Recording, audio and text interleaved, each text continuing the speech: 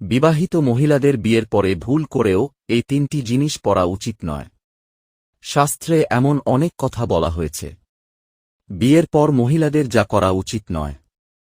এর আগে মাতা রানী, যে তোমার চরণে লাইক দিয়ে সাবস্ক্রাইব করবে, তার বাড়িতেও যেন সুখ, সমৃদ্ধি ও জাঁকজমকের অভাব না থাকে।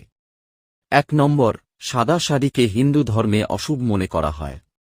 হিন্দু ধর্ম অনুসারে একজন মহিলা যখন বিধবা হন, তখন তিনি একটি সাদা শাড়ি পরেন।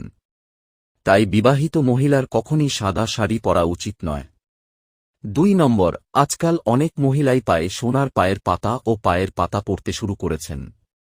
কিন্তু এটা ঠিক নয়, পায়ে সোনা পরা উচিত নয়। কারণ এতে ধনসম্পদের দেবতা কুবের ক্রুদ্ধ হন। 3 নম্বর, মহিলারাও চুড়ি পরতে পছন্দ করেন। তবে ভুল করেও আপনার হাতে নোংরা কালো চুড়ি দেওয়া উচিত নয়। বিশেষ করে